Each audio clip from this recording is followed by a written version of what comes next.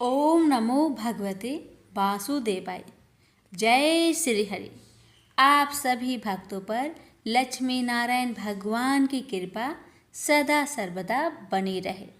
प्यारे भक्तों, इस साल देवशयनी एकादशी का व्रत 17 जुलाई 2024 को रखा जाएगा।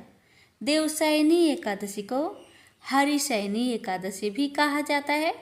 सृष्टि के संचालक भगवान विष्णु इस तिथि से 4 महीनों के लिए योग निद्रा में चले जाते हैं। 4 माह की इस अवधि को चतुर्मास कहा जाता है और इस दिन कोई भी शुभ व मांगलिक कार्यक्रम नहीं किए जाते। शास्त्रों में बताया गया है कि देवशयनी एकादशी से सूर्य, चंद्रमा और प्रकृति के तेजस तत्व में कमी आ जाती है, जिसकी वजह से शुभ कार्यों का शुभ फल नहीं मिलता। मान्यता है कि चतुर्मास में सभी तीर्थ वज्रधाम आ जाते हैं, इसलिए इस अवधि में वज्र की यात्रा करना बहुत शुभ माना जाता है। इस एकादशी का व्रत करने और भगवान विष्णु की पूजा अर्चना करने से सभी कष्ट दूर हो जाते हैं और धन्य धान्य की कमी नहीं होती है। साथ ही इस पवित्र तिथि पर दान पुण्य करने से सभी तरह के पापों से मुक्ति मिल जाती है। तो श्रवण करते हैं देवशयनी एकादशी व्रत कथा और इसके साथ श्रवण करेंगे विष्णु भगवान एकादशी माता की व्रत कथा आरती सहित। इन कथाओं के श्रवण करने से आपका व्रत पूर्ण माना जाएगा और श्री हरि लक्ष्मी नारायण की कृपा आप पर सदा सर्वदा बरसती रहेगी। प्रेम से बोलिए जय श्री हरि। कमेंट बॉक्स में जय श्री हरि लिखना ना भूले। देवशयनी एकादशी की पावन कथा। धर्मराज युधिष्ठिर ने कहा, हे केशव, आषाढ़ शुक्ल एकादशी का क्या नाम है? इस व्रत के करने की विधि क्या है और किस देवता का पूजन किया जाता है? श्री कृष्ण कहने लगे कि हे युधिष्ठिर, जिस कथा को ब्रह्मा जी ने नारद जी से कहा था वही मैं तुमसे कहता हूँ। एक समय नारद जी ने ब्रह्मा जी से यही प्रश्न किया था। तब ब्रह्मा जी ने उत्तर दिया कि हे नारद, तुमने कलयुगी जीवों के उद्धार के लिए बहुत उत्तम प्रश्न किया है, क्योंकि देवशयनी एकादशी का व्रत सब व्रतों में उत्तम है। इस व्रत से समस्त पाप नष्ट हो जाते हैं और जो मनुष्य इस व्रत को नहीं करते वे नरकगामी होते हैं। इस व्रत के करने से भगवान विष्णु प्रसन्न होते हैं। इस एकादशी का नाम पद्मा है। अब मैं तुमसे एक पौराणिक कथा कहता हूँ, तुम मन लगाकर सुनो। सतयुग में मानधाता नामक एक चक्रवर्ती सम्राट राज्य करते थे। उनके राज्य में प्रजा बहुत सुखी थी, किंतु भविष्य में क्या हो जाए ये कोई नहीं जानता। अतः वे इस बात से अनभिज्ञ थे कि उनके राज्य में शीघ्र ही भयंकर अकाल पड़ने वाला है। उनके राज्य में पूरे 3 वर्ष तक वर्षा न होने के कारण भयंकर अकाल पड़ा। इस अकाल से चारों ओर त्राही त्राही मच गई। धर्म पक्ष के यज्ञ, हवन, पिंडदान, कथा, व्रत आदि में कमी हो गई। जब मुसीबत पड़ी हो तो धार्मिक कार्यों में प्राणी की रुचि कहाँ रह जाती है। प्रजा ने राजा के पास जाकर अपनी वेदना की दोहाई दी। राजा तो इस स्थिति को लेकर पहले से ही दुखी थे। वे सोचने लगे कि आखिर मैंने ऐसा कौन सा पाप कर्म किए हैं जिसका दंड मुझे इस रूप में मिल रहा है। फिर इस कष्ट से मुक्ति पाने का कोई साधन करने के उद्देश्य से राजा सेना को लेकर जंगल की ओर चल दिए। वहां विचरण करते करते एक दिन वे ब्रह्मा जी के पुत्र अंगिरा ऋषि के आश्रम में पहुंचे और उन्हें साष्टांग प्रणाम किया। ऋषिवर ने 80 वर्जनों उपरांत कुशल क्षेम पूछा। फिर जंगल में विचरने व अपने आश्रम में आने का प्रयोजन जानना चाहा। तब राजा ने हाथ जोड़कर कहा, महात्मन, सभी प्रकार से धर्म का पालन करता हुआ भी मैं अपने राज्य में दुर्भिक्ष का दृश्य देख रहा हूँ। आखिर किस कारण से ऐसा हो रहा है? कृपया इसका समाधान करें। यह सुनकर महर्षि अंगिरा ने कहा, हे राजन, सब युगों से उत्तम यह सतयुग है। इसमें छोटे से पाप का भी बड़ा भयंकर दंड मिलता है। इसमें धर्म अपने चारों चरणों में व्याप्त रहता है। ब्राह्मण के अतिरिक्त किसी अन्य जाति को तप करने का अधिकार नहीं है, जबकि आपके राज्य में एक क्षुद्र तपस्या कर रहा है। यही कारण है कि आपके राज्य में वर्षा नहीं हो रही है। जब तक वह काल को प्राप्त न होगा, तब तक यह दुर्भिक्ष शांत नहीं होगा। दुर्भिक्ष की शांति उसे मारने से ही संभव है। किंतु राजा का हृदय एक नर अपराध क्षुद्र तपस्वी का समन करने को तैयार नहीं हुआ। उन्होंने कहा, हे देव, मैं उस निरपराध को मार दूं, यह बात मेरा मन स्वीकार नहीं कर रहा है। कृपा करके आप कोई और उपाय बताए। महर्षि अंगिरा ने बताया, आषाढ़ माह के शुक्ला पक्ष की एकादशी का व्रत करें। इस व्रत के प्रभाव से अवश्य ही वर्षा होगी। राजा अपने राज्य की राजधानी लौट आए और चारों वर्णों सहित पद्मा एकादशी का विधि पूर्वक व्रत किया। व्रत के प्रभाव से उनके राज्य में मूसलाधार वर्षा हुई और पूरा राज्य धन्य धान्य से परिपूर्ण हो गया। ब्रह्मा वैवर्त पुराण में देवशयनी एकादशी के विशेष महात्म्य का वर्णन किया गया है।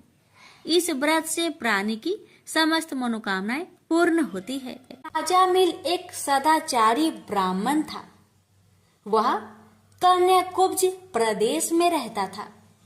प्रारंभिक जीवन वह बहुत ही सदाचारी तथा मनोनित्य कर्म करने वाला था। दुर्योग से एक बार वह किसी दासी के प्रेम में पड़ गया और उसे अपनी पत्नी बनाकर रहने लगा।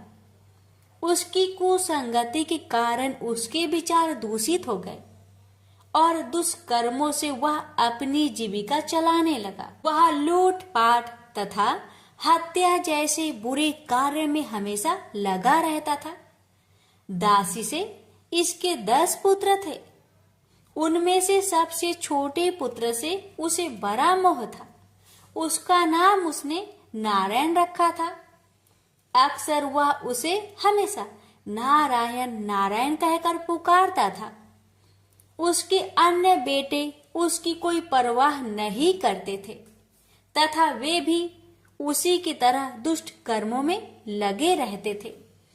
पत्नी भी नीच संस्कारों की थी, अतः वह भी कभी आजामिल को मना नहीं करती थी कि बुरे और निंदित कर्म मत करो। अच्छे और भले कर्मों से जो उपार्जित करोगे उसी में रूखा सूखा खाकर जैसा भी होगा हम अपना तथा अपने परिवार का भरण पोषण कर लेंगे। पत्नी तथा अन्य संतानों की तरफ से निंदित कर्मों का बढ़ावा देने के कारण आजामिल और भी बुरे कर्मों में लगा रहा। चोरी, झूठ, लूटपाट तथा हत्या जैसे जघन्य कर्मों के साथ वह मद्यपान भी अधिक करने लगा, जिससे उसका स्वास्थ्य भी खराब हो गया। एक बार वह बहुत बीमार पड़ा। उसकी सेवा के लिए कोई भी न आता था। अब उसे पता लगा कि जिनके भरण पोषण के लिए वह निंदित कर्म करता रहा, वही लोग अब उसे पूछते तक नहीं।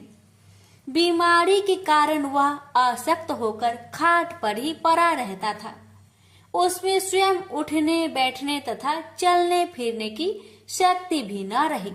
छोटा बेटा नारायण ही उसकी पुकार सुनकर उसके पास आता और उसकी बात सुनता था, इसलिए वह हमेशा उसको ही नारायण नाम लेकर पुकारता था।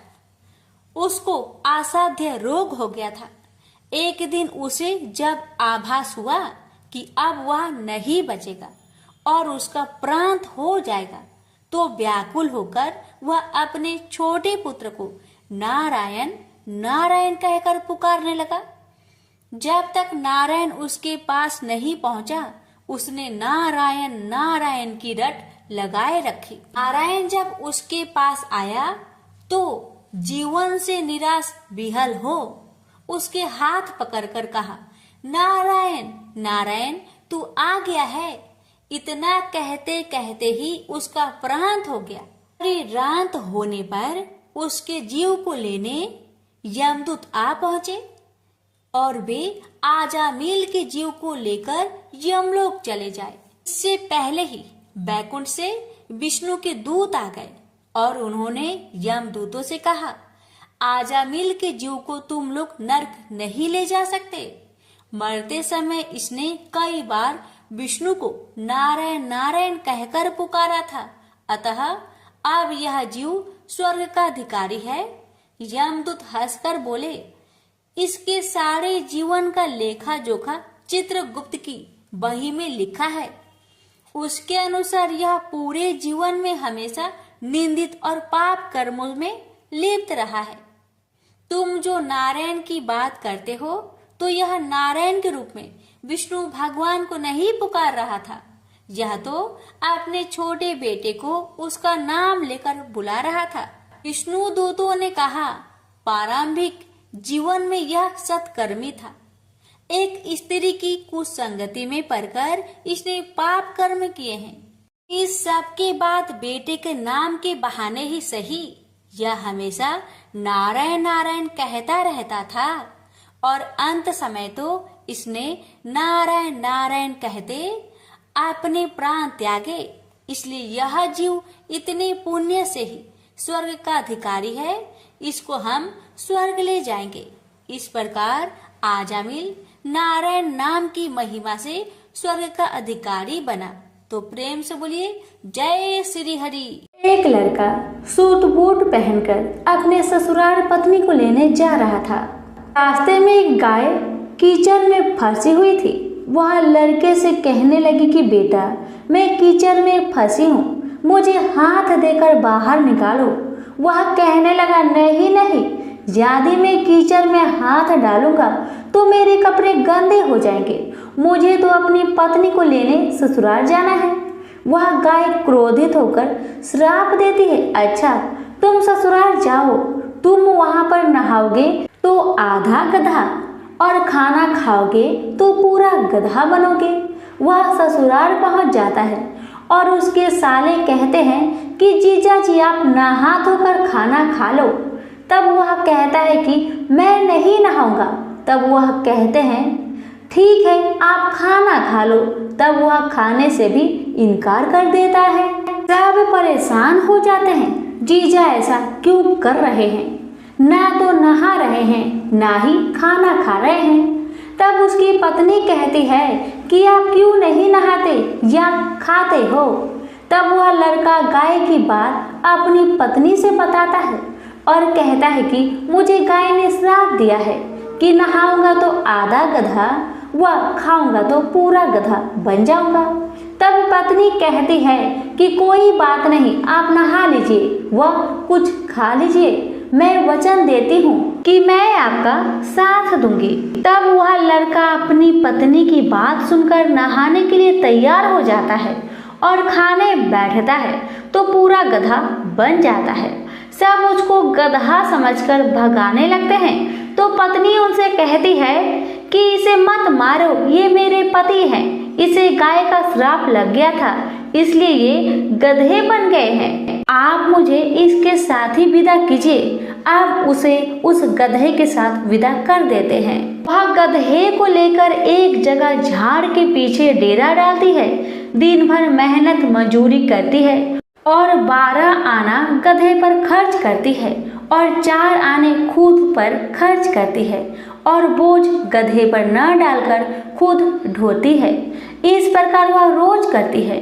तो रानी महलों की खिड़की में से रोज यह नजारा देखती है कि ऐसा इसे कौन सा दुख है, यह ऐसा क्यों करती है। एक दिन वह दासी को भेजकर उसे अपने महल में बुलाती है और पूछती है कि तुम ऐसा क्यों करती हो।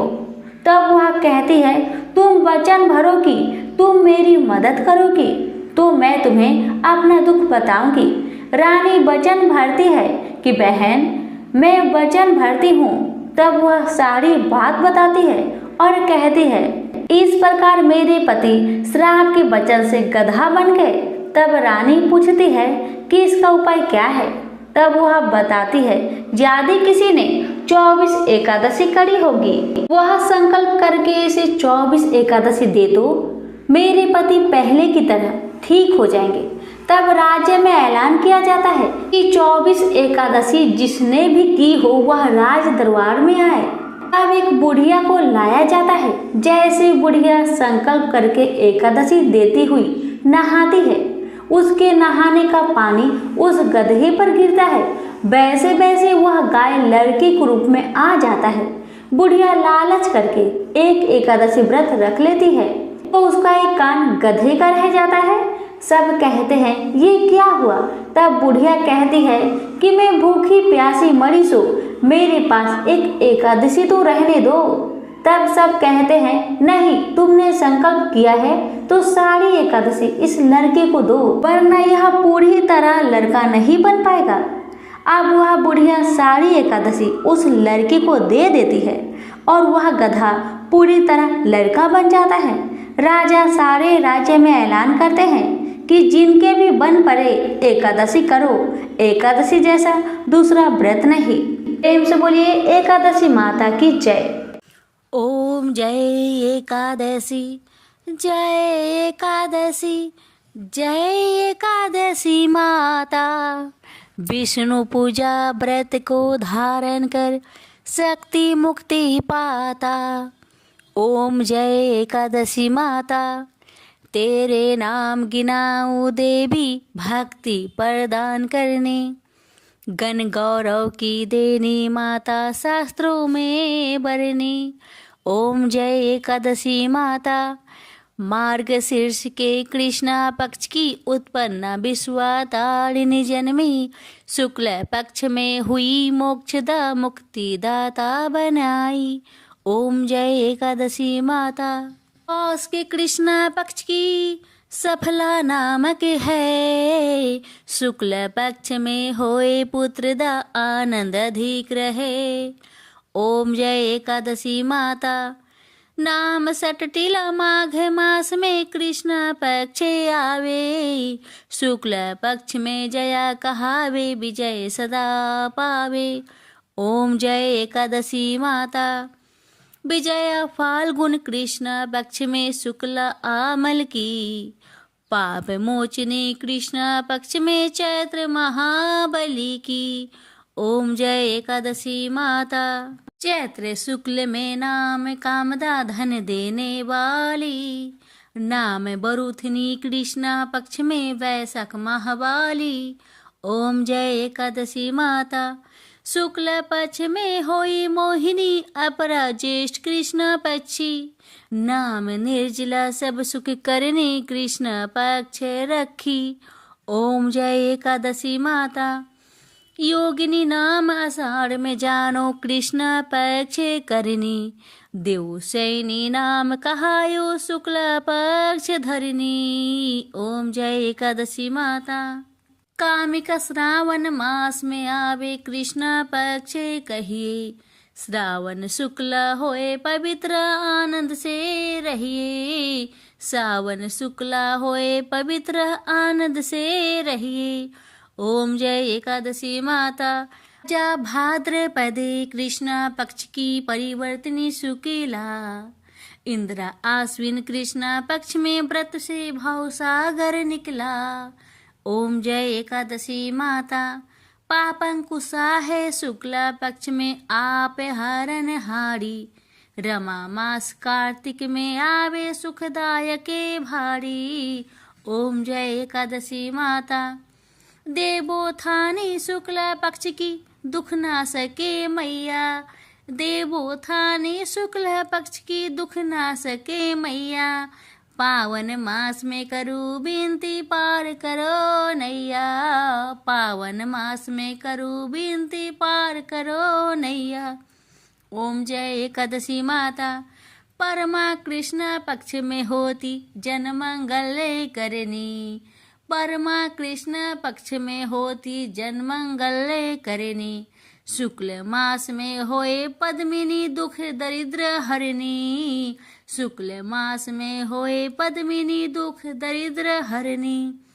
ओम जय एकादशी माता। जो कोई आरती एकादशी की भक्ति सहित गावे। जो कोई आरती एकादशी की भक्ति सहित गावे। जन गुरुदिता स्वर्ग कबासा निश्चय वह पावे। जन गुरुदिता स्वर्ग कबासा निश्चय वह पावे। ओम जय एकादशी माता। जय एकादशी माता। प्रेम से बोलिए एकादशी माता की जय।